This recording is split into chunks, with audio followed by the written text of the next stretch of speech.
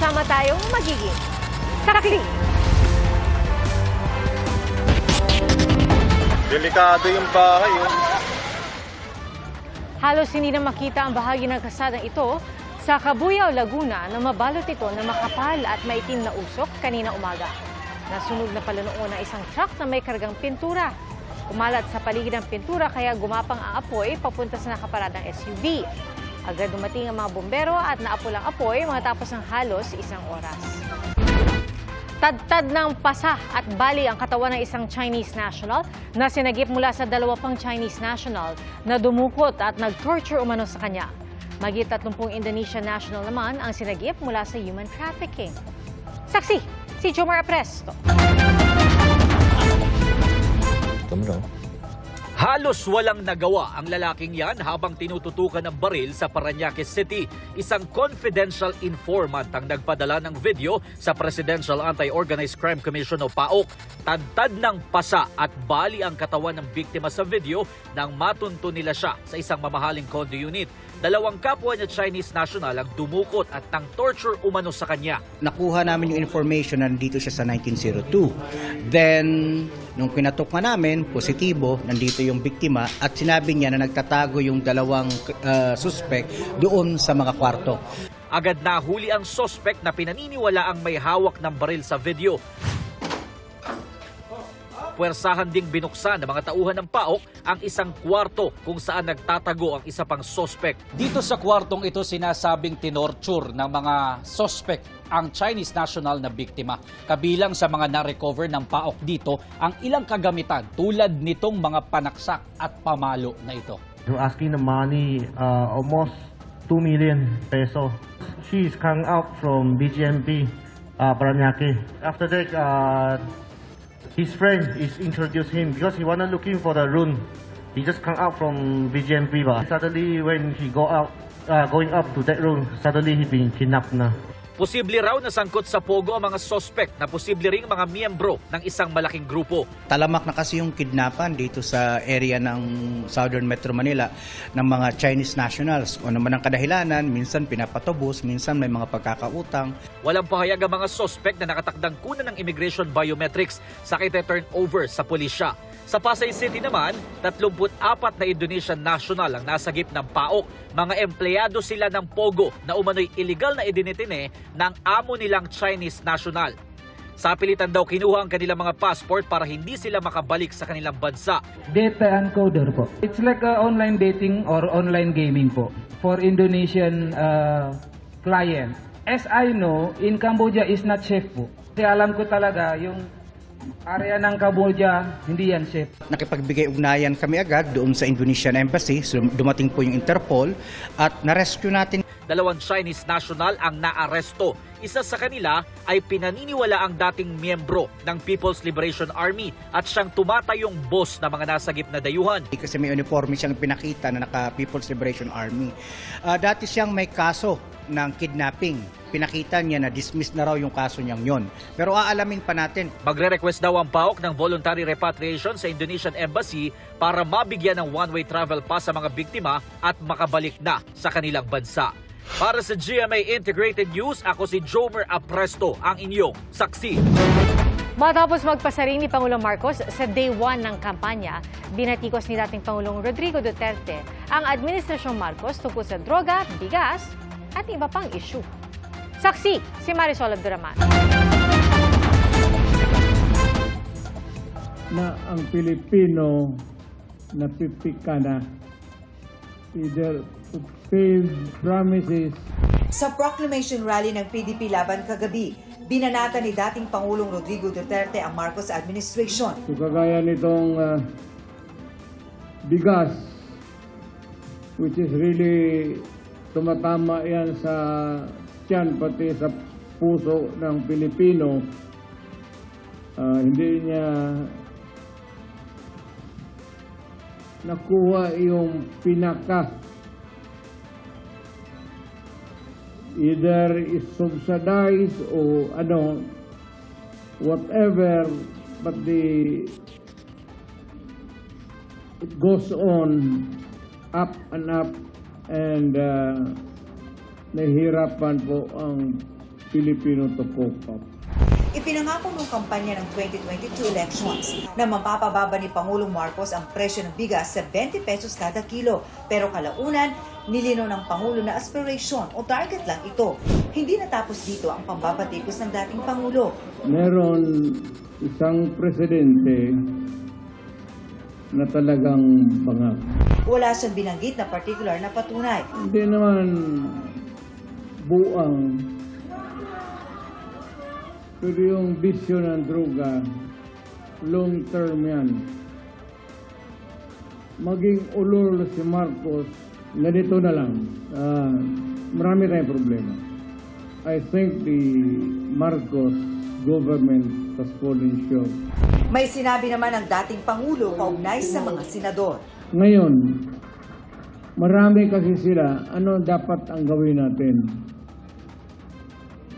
Di, patay natin. Makapatay tayo ng mga 15 na senador. Pasok na tayo lahat. The only way to do it is to pasabugin na lang natin yung ano. No comment ang sagot dyan ng Presidential Communications Office. Gayun din sa mga sinabi ng dating Pangulo tungkol sa presyo ng bigas at paggamit umano ng Pangulo ng droga. Ang mga batikos ni Duterte, ginamit niyang argumento o kung paano pumili ng kandidatong iboboto. Kung mas mababa ang presyo ngayon ng pagkain, iboto natin yung mga kandidato niya. If it's easier for you to find employment or jobs now than before, then go for Marcos. Halos pareho sa pangungumbinsi ng Pangulo sa mga botante sa proclamation rally ng administration senatorial slate nitong Martes. Wala sa kanila ang may bahid ng dugo dahil sa tukhang. Wala sa kanilang kasabwat sa pagbulsa ng sako-sakong pera pinagsamantalaan ang krisis ng pandemya. Wala sa kanila ang mga pumapalakpak sa China at natutuwa pa kapag tayo ay binobomba ng tubig. Walang direktang pinangalanan, pero pamilyar ang mga isyong binanggit, partikular ang tungkol sa West Philippine Sea, pogo at war on drugs.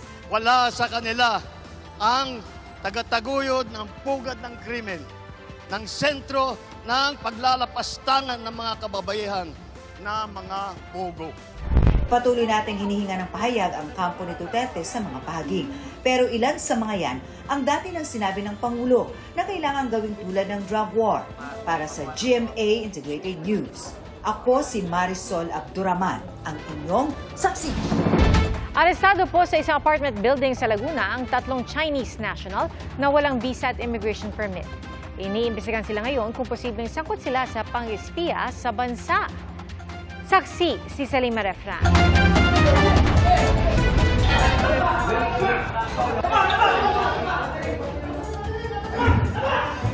Sa bisa ng mission order ng Bureau of Immigration, sinalakay ng mga otoridad ng apartment building na ito sa Barangay Lamesa, Calamba, Laguna.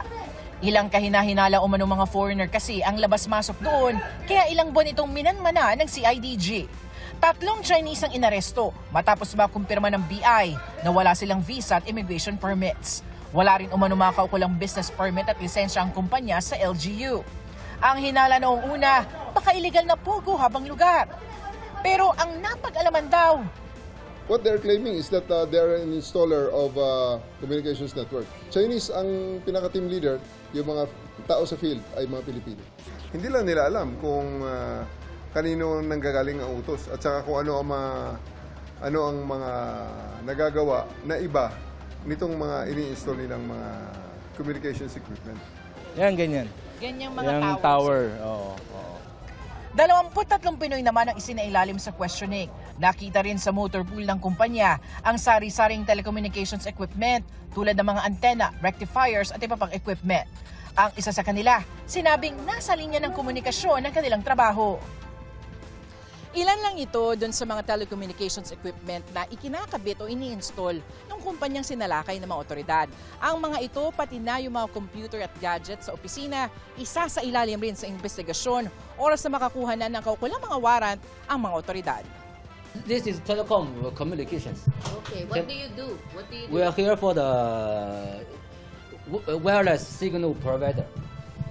Malalimang investigasyon daw ang isasagawa ng mga otoridad, lalo't may mga naarestong mga Chinese national na sangkot umano sa espionage at paniniktik nitong mga nakaraang linggo. Alam mo naman ng communication nandyan yung isa sa mga lifeline. Sa ngayon, ito yung pinaka-lifeline ng isang bansa. That will be a great problem, lalo na kung hindi tayo ang may hawak, lalo na kung ibang tao ang may hawak o ibang bansa, di ba? Para sa GMA Integrated News, Sanima Refran, ang inyong saksi. No boyfriend pa ba ang mga anak? No problem. Divine intervention ang solusyon dyan ng isang nag-viral na tatay online. Sa'yo, bigay yan ni sister para daw looking for a good Oh my gosh! Tapos yung pinagpadasal ko pa kayo para bukas. Natuwa na lang ang uploader na si Patricia at ang kanyang kapatid na binigyan sila ng prayer booklet isang araw bago mag-Valentine's Day. Gumamit din daw ng prayer book noon ng kanilang ama para magdasal na makahanap siya ng mapapangasawa. Ganon din ang nangyari sa kanilang tiyahin. At prayers answered. Ang magkapatid, plano na raw mag-novena mass and prayer sa loob ng Siyam na Miyerkules. May perfect date spot sa Sorsogon at tila location para sa isang romantic movie ang kanilang Valentine setup sa Kapitolyo. Highlight ang giant heart shape na gawa sa rosas, pati na ang kanilang heart tunnel. Libre po ito at may pa-photo booth pa. Hindi lang ito para sa mga magkasintahan, pwede rin pampamilya at pambarkada. Sa Cebu naman, agaw pansin ang bouquet ng rosas na ang presyo aabot sa 50,000 piso. Customized po kasi ito at special request ng client sa isang shop. Binubuo ito ng 100 red roses. Pero tandaan, ang pusong nagmamahal ng wagas, walang anumang halagang katumbas. Nagkakayak ang lalaking ito sa Strait of Magellan sa southern Chile nang biglang may sumulpot na balyena at agad siyang nilamon. Base sa video nakuha ng kanyang ama, ilang segundo rin siyang naglaho bago siya muling lumitaw matapos iluwa ng balyena. Ligtas siya at hindi man lang nasaktan. Ang lumamon daw sa kanya ay humpback whale na karaniwang mga halaman at ilang maliliit na hayop o isda lang ang kinakain.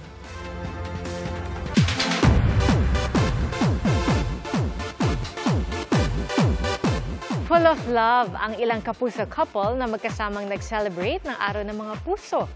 At hitting like an earthquake naman ang bagong album ni Jisoo. Ating saksihan.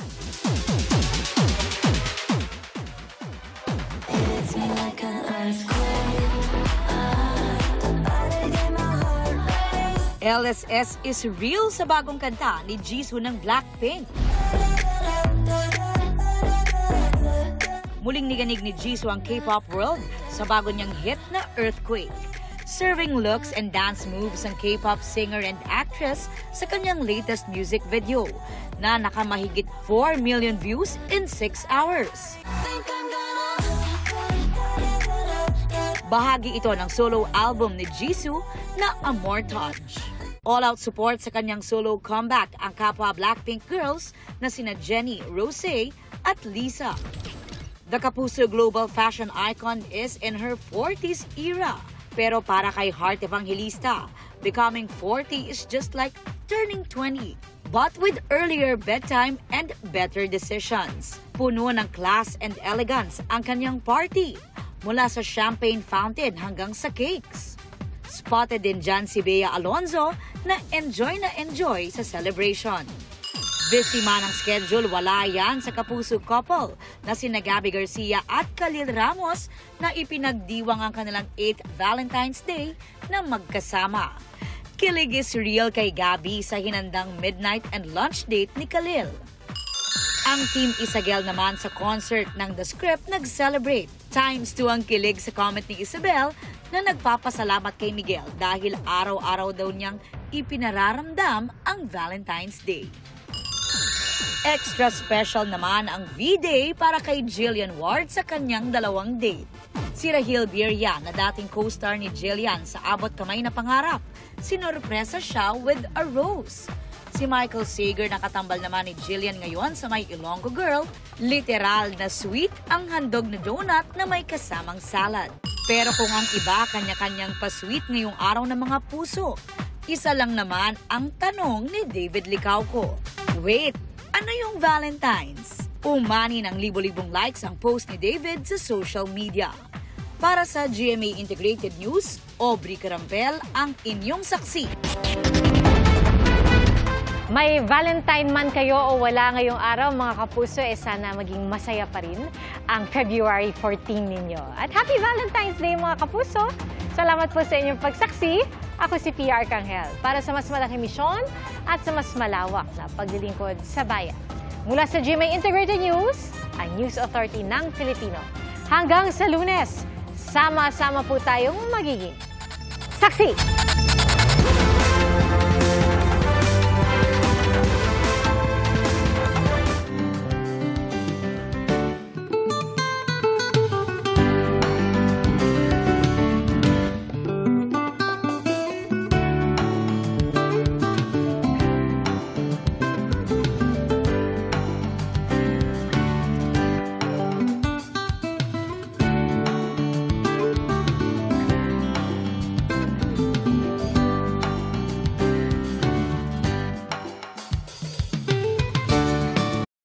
Mga kapuso, maging una sa saksi.